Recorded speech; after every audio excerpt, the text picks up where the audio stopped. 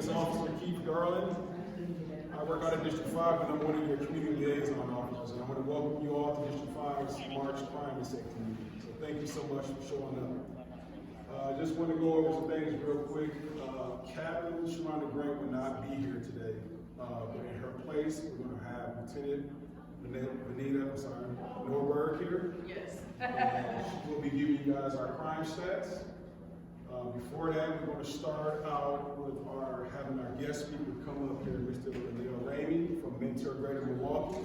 He'll give his presentation, then we'll go directly to the crime stats. Thank you all for being here. Thank you very much. How's everybody doing?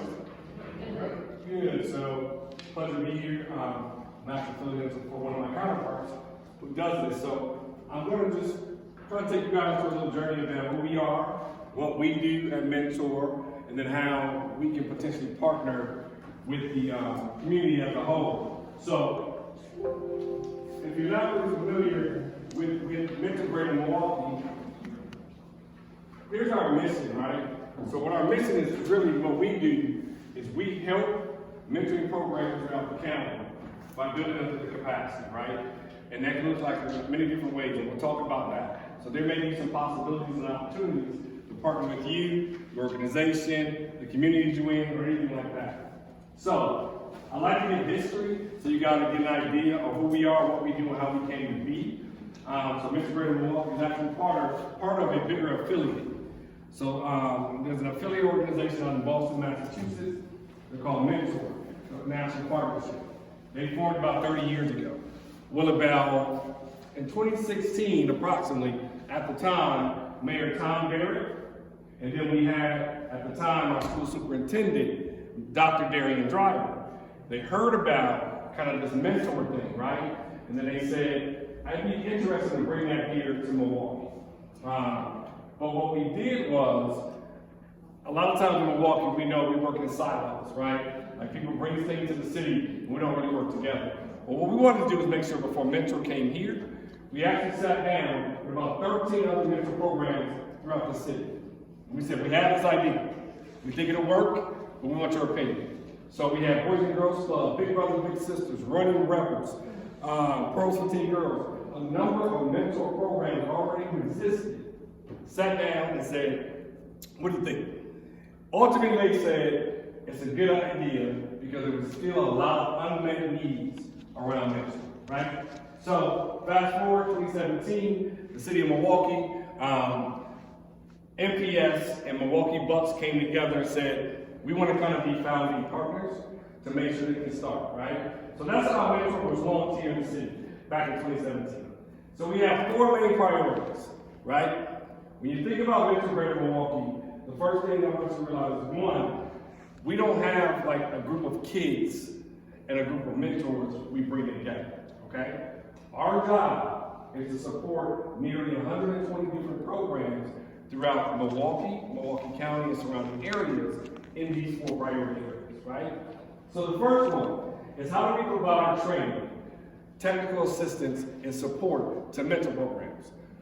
What does that look like? Think about a program that may be in the church, and say you only serve 15 kids. Well, we want to make sure, even if it's a small program, they get the same quality training as a big program, right? Boys and Girls Club, Big Brothers and Sisters, who have phenomenal programs, they have their own training departments. But they need help in other areas, such as we do something around cultural competency with mentoring, right? So working with youth that look different than you, right? Our second priority, how do we get more mentors out into the space, the community, involved in the schools, at work? Too many times people are thinking they don't make a good mentor. I'm not a mentor. Our job is to help you understand you can become a good mentor and then find the right program for you. And we'll talk about what that looks like. Our third priority is how do we build up public awareness and advocacy for mentoring? A lot of times people do mentoring and they don't get the praise. Or a lot of times people don't understand the importance of mentoring. Our job is to really, I like to say, preach the gospel around mentoring. Talk about it's good, right? We like to uplift mentors who do things in the community. Just to give you an example, a couple of these things you see up here, down in Voice Summit, where young people actually talk about the various issues in the community, and then they come up with a solution. One of the things they talk about is peer mentoring, right? If you go right above that picture, for example, every month we do a mentor of the game with our partnership with the Bucks. So we get to select a mentor who is then highlighted at the Bucks game, and they get a chance to meet Bob Portis. So again, for us, we want to uplift mentoring and what it does and what it does for people. And then the final thing that we do is one of our priorities is how do we use data, right? How do we use data to make sure mentorship is happening in the right way? Give you an example. How many people have heard of the Summer Earn and Learn program with the city of Milwaukee, where young people get jobs? Well, for the longest time, young people would get the jobs. They would leave after that 7 to 8 weeks, but there wouldn't be a relationship. They got some money in their pocket, right? Which is good, but there wasn't an adult relationship. So we came and worked with them in Milwaukee. We did a training around kind of workforce development mentoring, so that when those young people left, even though it was a 7 to 8 week program only, they still had an adult that they can look at as a mentor or have a relationship with, right? So those are our 4 main priorities. So I'd like to always ask the question though, when I say the word mentor, what do you all hear? What does that mean to you in one word? When I say mentor, what is that to you? Help. Say it again. Help. Help, like that. One-on-one. Influence. One-on-one. One-on-one. Advocate. All are great, right? Here's the thing we ask people all the time. By a show of hands, how many of you would say you would have one of those descriptors in your life growing up? Okay, leave them up. If it was somebody outside your home, though. See, a lot of times what we know for a fact is young people don't have that mentor outside the home, right? We all say first mentors are mom and dad, great, right? But what happens when they leave, right? What happens when they got to connect with other places, right? So always understand, we believe that mentors should happen outside the home. I like to define mentors so people know what it is. It's simple. I say experience and trusted advisor. Young people got to know whoever they go to, that they can trust you, right? I always say they trust you because you went through some stuff already, right? And then they can say, okay, so what you're sharing with me, you've kind of gone down that road before, right? Sorry about that, Kyle. One of the things it talks about, very simple, a mentor is someone that gives general life advice. Sometimes we think a mentor has to do just job stuff, right? Or just tutoring. How many of you have like tutored a young person before? Or work with a young person? Sometimes they turn real quick. You could be reading a book, doing homework, next thing you know, you're talking about the Bucks. Or you're talking about why they're sad today, or why they're angry today. That's what mentoring is there for, to be a helper in those times, right? I like to share kind of how simple it is to be a mentor. Just really quick, these 3 things. One, you got to be open and vulnerable. One of the baddest, I think, habits that us as adults have is when we work with young people, we have a tendency to only talk about our successes. We'd like to talk about our now, how we got to the house we in, or the car. We usually do not talk about the sad part of our life, the bad time.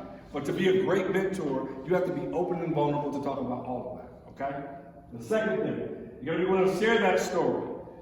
I tell people all the time, I'm a product of Milwaukee. Born and raised, heartbeat is here. I went to the best high school there was, Riverside University High School. Say it again, you know what I mean? Like, and I stand on it, right? But I tell young people all the time my journey.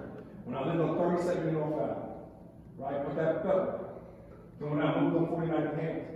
I share all of that. Even being a young father, having my first son at 19.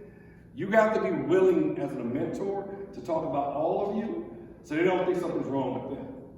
Okay? And then finally, a commitment to culture, humility, and confidence. Culture is not just the color of my skin.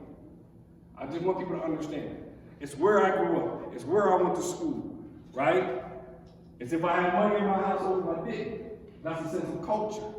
As adults, it's our obligation to understand our young people, not the other way around. We have to teach them to learn other people, okay? So, we always say this really quick.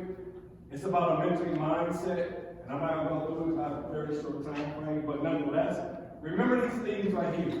If you're going to be a mentor, you have to be intentional. That means I see the young person, right?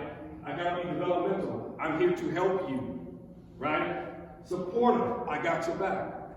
Even when we don't understand, listen, I'm a father of 8, I have 4 grandchildren.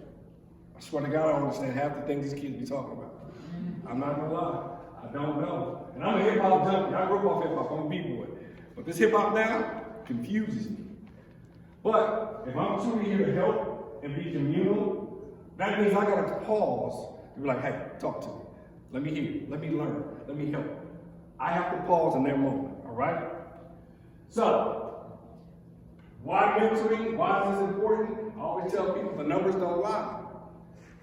When a young person has a caring adult in their life, they do better overall in their life. Simple. From school to the neighborhoods, like when we have these meetings, one of the hats I wear also is I'm a commissioner with the Fire and Police Commission.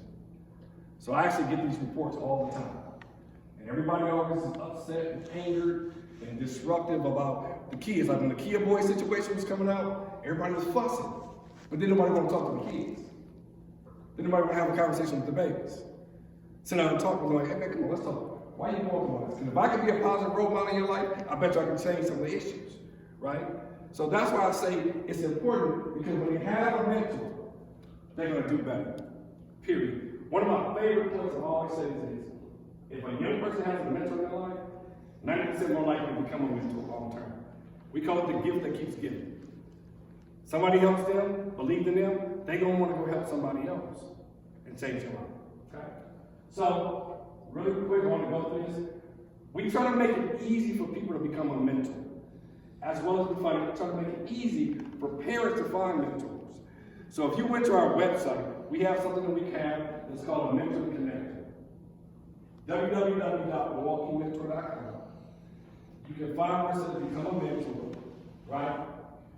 Then you can go over here and put some basic demographics as who you are. Even ask you how far you willing to travel from your zip code to potentially work with the program, right? So, what I give you then is some other questions. What type of mentoring do you want to do? You want to be a one-on-one mentor? You want to be a group mentor? There's a thing called e-mentoring now, right? So there's different ways to do things. Then also, this is one of my favorite pieces. One of the struggles mentors have is they try to find a program that fits them, but they don't know where to go. They're so used to hearing like Big Brothers, Big Sisters, right? Or Boys and Girls Club. But if that doesn't work for you as an individual, what our connector does is there's a little drop-down box right here, and then it has a list of different things. You can select what kind of young person you would like to work with. So if you're a first-generation college student, you put in here, I just want to work with first-generation college students. It'll give you the programs that we partner with that work with that group. If you want to work with, say, youth that were adjudicated or have a restaurant, right? Because you say you have that, that's your passion. You can select that. Or you can say any kid, right? You can even go as far as say, how old or what age group would you like to work with, right? And what'll happen is, it'll give you all of this information on who we work with at Integrated Milwaukee, one of our partners, and then you get to select who they are. Make sense? We try to make it easy, right? We want people to be mentors.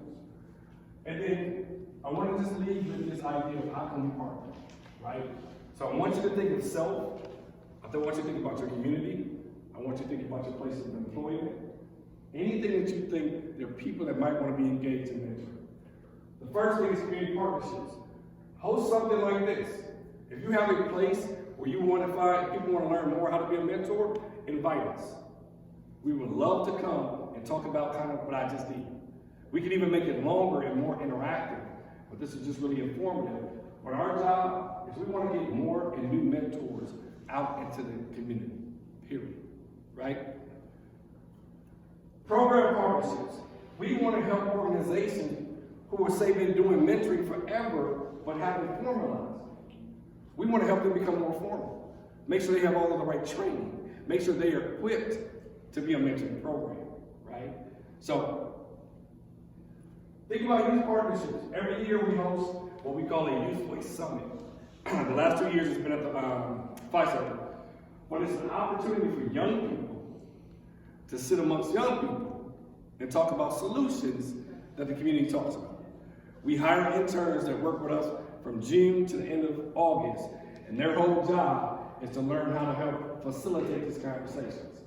We get out of the way as adults and let the young people be the ones that have the responses and the answers, okay? So that's another way to think about it. If you got youth groups, and then also school groups. We believe wholeheartedly that peer mentorship also is something that has value. Young people should be mentoring each other. Positive mentorship, let me put it that way.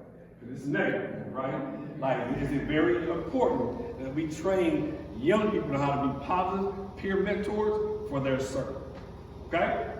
So, that is Mentor Brand in Milwaukee. I like to leave with this quote because I think it resonates wholeheartedly. There was a study done by the Search Institute, and they interviewed educators throughout the entire country. And they asked educators, they said, hey, how many of you are building strong developmental relationships with young people? 86% of teachers said, hey, yeah, that's me. That's what I do, right? They turned around and asked the students the same question. 45% of the students said, yeah, I got a relationship with the teacher. Less than half. So almost 90% of the teachers like, no, I'm doing this. But in actuality, kids are walking out of school buildings and other places like, I didn't even have a relationship with a teacher that was strong. That's why for us, mentoring is critical everywhere a young person goes. Whether they're at school, whether they're in their neighborhoods, when they show up to the job they have, there should be an adult person willing to step in and be a mentor. Even if they're riding their bikes up and down the street. We want to help adults know how to even have those conversations, right? And be a mentor that's informal. So that's the work we do. That's who we are.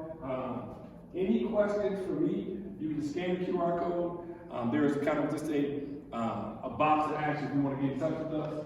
You can send that out to us, and we'll reach out to you and have a conversation. But does anybody have any questions for me at all? No? I have some postcards. I'll leave them on the table. Please take them. I can't stay. I apologize. But I do appreciate you all's time. Thank you very much. Thank you.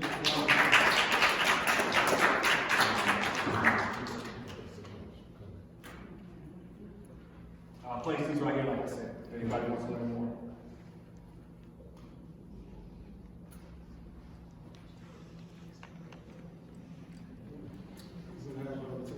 Come up and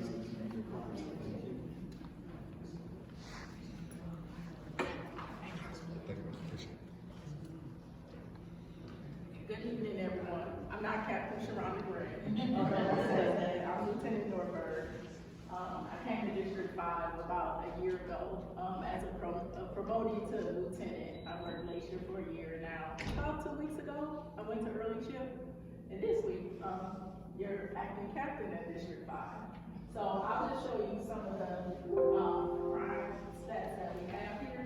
And just so you know, we welcome any comments, questions, or concerns as it relates to any of our department actions, traffic stops, concerning field interviews, no action encounters, and frisks. So I'll start here with the numbers. Green means less and red means more. Our homicides from January to February, it looks like it went down 50% of the change.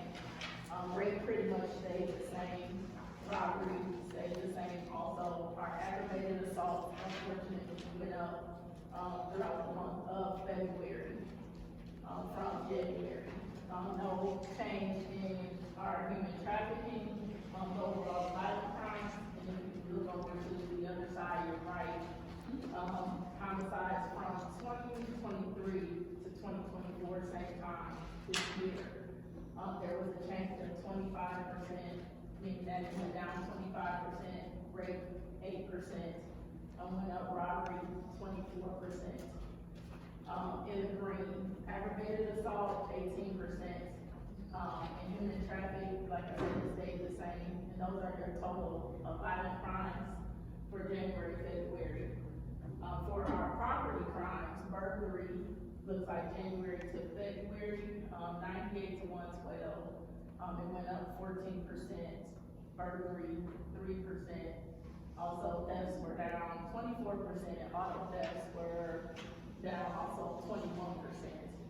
Arson, unfortunately, went up 100%, but it was from 2 to 4. Total property crime, 17% decrease. total one crime, is 6%. If you look at the other side, around the same time, 2023, 2024, you can see how the numbers change. Burglary overall was 27%.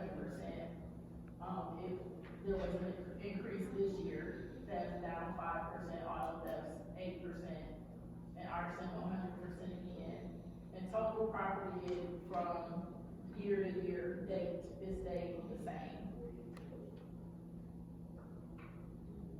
And I'm sorry, at the bottom, you have, part of your violent crimes, the non-fatal shootings, and also the carjackings.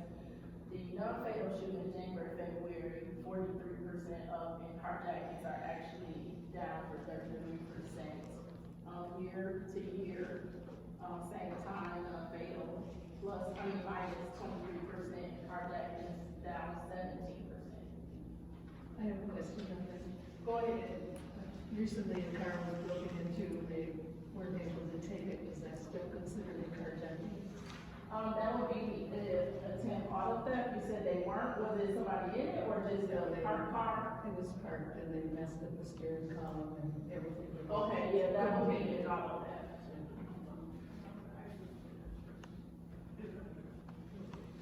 For Alderman of Part 1, District 5, mostly where we are, over 1, 6, and 7. If you look at the numbers, these are from January, February of this year. If you look at the aggravated assault, at 6 is 46, and there was 25 in 7 automatic district number 7.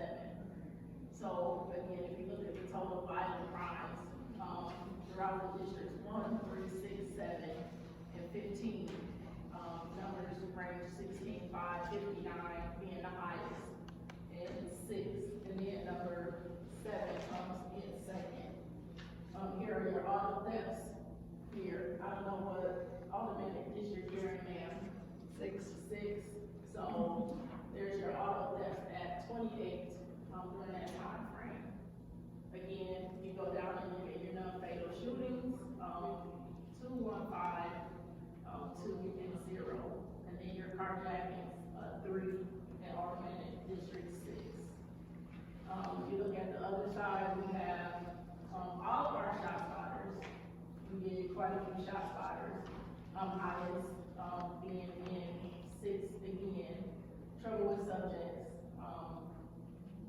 those are like lower level calls, but we have a good amount of those. We also have a lot of check the welfare of citizens, which is normally not crime related, but those numbers are pretty high. Number 6, calls for police, which may or may not result in a crime or any action, 62 and 6, total of 110.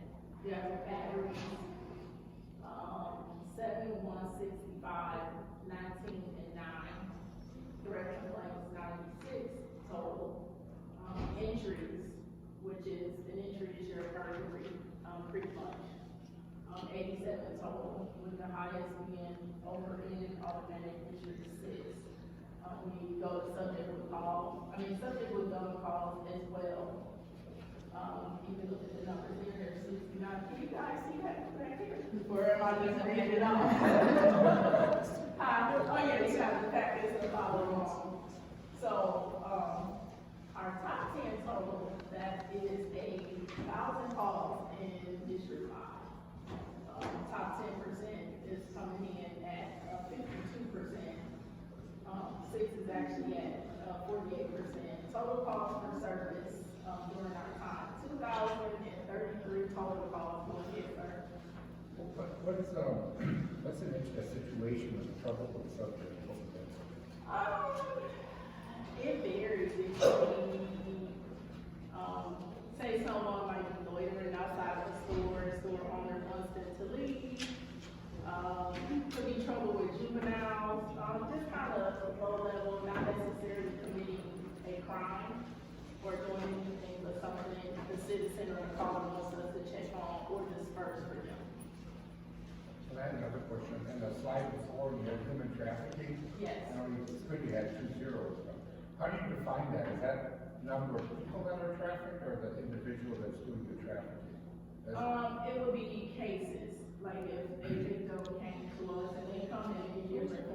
not necessarily a glaring call that says human trafficking. Usually, it comes from something else. It could be a battery, but it is not per victim, it's like per incident for human trafficking. If you can dwindle down to that human trafficking.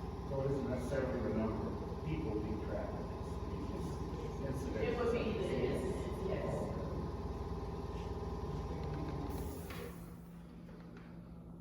So here is just a little bit more map of February 1st through February 29th of 2024. If you check out the dots by color, we have a good couple of young fatal shootings over here in the Harambe neighborhood, which we're aware of and we're working on with directed patrol missions. Usually as the information come in, we can kind of get down to just like personal experience. This seems to be going on in this area, not necessarily pulling up numbers, but we do pay attention to what's going on.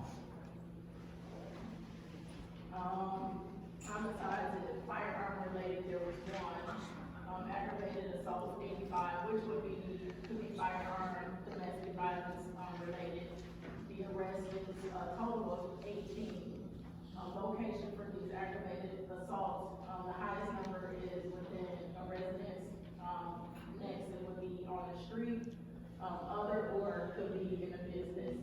And these incidents or crimes most frequently occur on Sundays between 2 p.m. and 2 a.m. and then 2 p.m. and 6 p.m. So at some point you think people should be asleep, and it's a Sunday, you think people should be getting ready to prepare for the week, but that's when it can be the highest for us. Next year, robbery and carjacking, February 1st to February 29th. Your armed robberies are those that have a total of 14. Strong arm, 5. Strong arm is not necessarily with the weapon, it could be a threat of force versus actually producing a weapon. Location, most of the time in the street, it could be a robbery of a business, robbery inside of a residence, and also we have one here for the park. Most frequently on Sundays again, and Mondays during the hours of 10 a.m. to 3 p.m. and also 7 p.m. and 11 p.m. And here again, you can see the dots. Purple represent a robbery, and then the yellow is the carjacking. Next, we have your burglaries, or it might read as an entry. As I explained before, burglaries, we had 31 businesses, 15 residents, 14 and garage 2. I do recall, even being on late shift, a couple of my officers caught some frequent flyers who were out there burglarizing businesses, and that cut down a little bit for us because they were hidden a lot of places.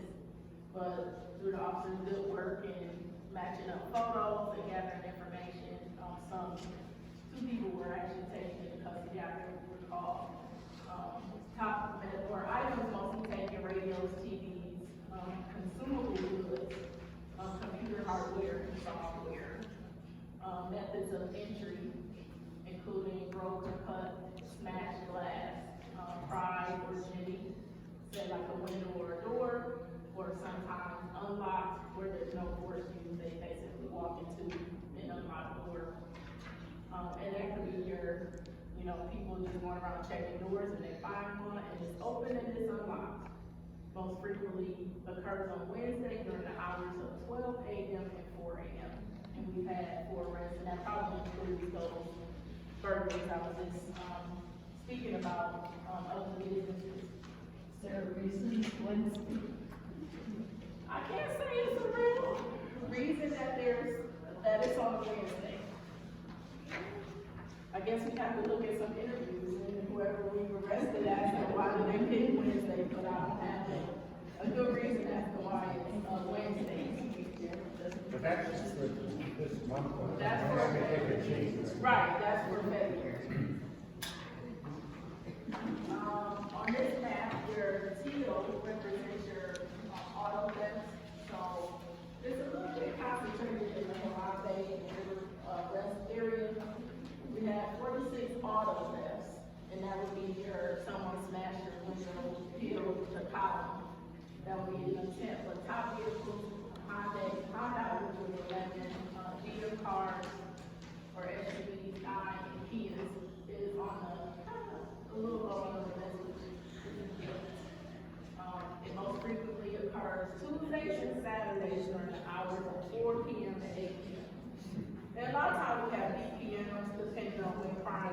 first, we'll have those and we'll set up for officers to do additional patrol during those hours that we see these crimes go up. Taking the keys out of those 15, there was one arrest made so far. We recovered 20 of those vehicles out of the 46.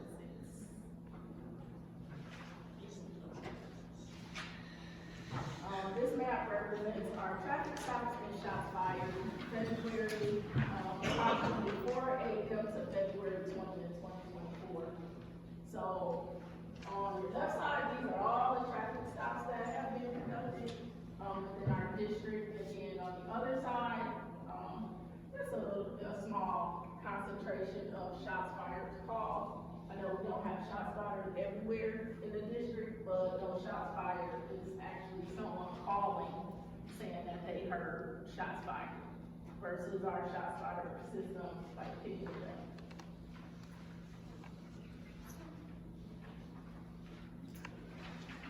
So some crime prevention tips for you guys as the weather warms up. We like to let our house air out and just fresh air in. Just make sure when you open those windows, to make sure you close them before you leave and lock them before going to bed. Our community events that we have coming up, the Monty birthday cleanup, which is April 20th, 9 to 12, 2470 West Focus. And then also green and growing, 4/21/24, 11:30 a.m. to 2 p.m. on 9th and Wisconsin. We also have flyers for these events, so we'll be in the back and we'll pass them out so you can have all the proper information.